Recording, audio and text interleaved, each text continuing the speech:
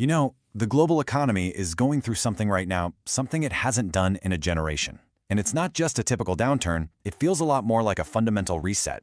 Understanding the massive forces that are driving this has never been more critical.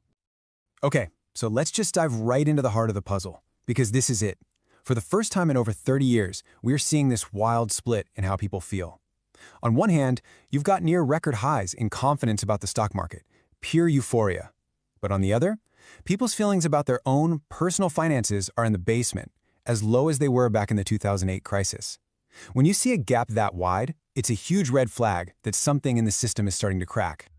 So yeah, this isn't just some weird statistic. It's a symptom, a sign that something much deeper has been brewing for decades. And to really get our heads around this great reset that's happening, we need to look at three huge forces that are all converging at the exact same time: the cracks forming inside our own economy, the absolute explosion of a new technology, and the fracturing of the entire global order. All right, first up, let's talk about the cracks that have been forming right under our feet, here at home. For more than a decade now, this quiet economic pressure has been building and building, and it's been creating two completely separate economic realities.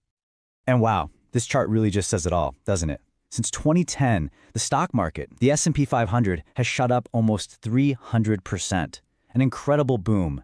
But real personal income, that's the actual money in people's pockets after you factor in inflation, it's only gone up by about 50%. So the world of finance is flying, but for most people, their paychecks are just not. And you just can't have a gap that big for long. It's just not sustainable. The financial economy and the real everyday economy can only stretch so far apart before something has to give. So the real question becomes, what happens? Do wages finally rocket up to meet those sky-high asset prices? Or do those prices come crashing back down to reality?